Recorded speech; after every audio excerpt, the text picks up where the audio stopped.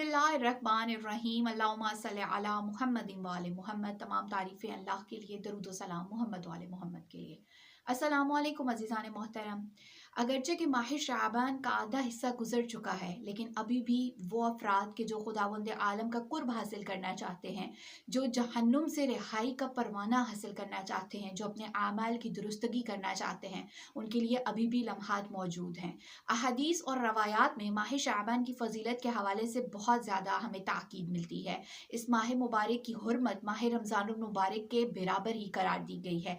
यहाँ तक कि खुतबा शाबानिया में हज़रत मोहम्मद मुस्तफ़ा सल्लल्लाहु अलैहि वसल्लम ने इस माह मुबारक को अपना महीना कहकर पुकारा है। और रवायात हमें ये बताती हैं कि जब भी माह शाबान का चाँद नज़र आता था, हज़रत इमाम ज़ैनुल आबिदीन अलैहिस्सलाम अपने असहाब को इकट्ठा करते थे और उनसे पूछते थे, क्या जानते हो कि ये कौन सा महीना है? और फिर आका फरमाते थे, ये वो महीना है कि जिसके बारे में हज़रत मोहम्मद मुस्तफ़ा सल्लल्लाहु अलैहि वसल्लम ने फरमाया था कि ये मेरा महीना है। बस जो शख्स भी अपने नबी की मोहब्बत में और अल्लाह का कुर्ब हासिल करने के लिए इस माह मुबारक में रोज़े रखेगा, तो उसको ये दोनों चीज़ें नसीब हो जाएंगी। माह शाबान में जहाँ करने वाले बहुत से आमाल हमें मिलते हैं, वहाँ पर अगर मैं 3 सबसे अहम तरीन आमाल को आपके सामने बयान करूँ, तो उनमें सबसे पहला रोज़ा रखना है। जो शख्स भी माह रमज़ानुल मुबारक में अल्लाह रब्बुल इज़्ज़त के कुर्ब हासिल करने की नीयत से रोज़ा रखता है, तो अल्लाह ताला उसके आमाल को दुरुस्त कर देते हैं, उसके लिए जन्नत वाजिब कर दी जाती है। दूसरा सबसे अहम अमल जो माह शाबान का है, वो इस्तग़फ़ार तलब करना है। कसरत के साथ इस्तग़फ़ार करना है। यहाँ तक कि एक रवायत में कहा गया कि अगर कोई शख्स बहुत ज़्यादा तादाद में नहीं पढ़ सकता, तो कम से कम तादाद जो हमें इस्तग़फ़ार की मिलती है वो ये कि हर रोज़ 70 मरतबा अस्तग़फ़िरुल्लाह व अस्अलुहु तौबा कहे। अल्लाह रब्बुल इज़्ज़त से ज़्यादा अपने गुनाहाने कबीरा और सगीरा की माफ़ी तलब करनी है।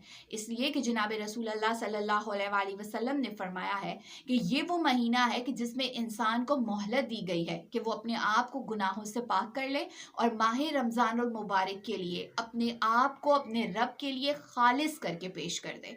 तो ज़्यादा से ज़्यादा इस माह मुबारक में इंसान को किस चीज़ को तलब करना चाहिए? खुदावंद आलम से इस्तग़फ़ार को, तौबा को और बख्शिश को तलब करना चाहिए। तीसरा सबसे अहम अमल जो माह शाबान का है, जिसकी फजीलत बहुत ज़्यादा है और उस अमल की फजीलत बाकी अय्याम में भी बहुत ज़्यादा है, लेकिन चूंकि माह शाबान वो है कि जिसमें नेकियों को 10 गुना बढ़ाकर उसका अज्र सवाब अदा किया जाता है, लिहाजा इस माह मुबारक का जो तीसरा सबसे अहम अमल है वो ये है कि सलावात पढ़नी है।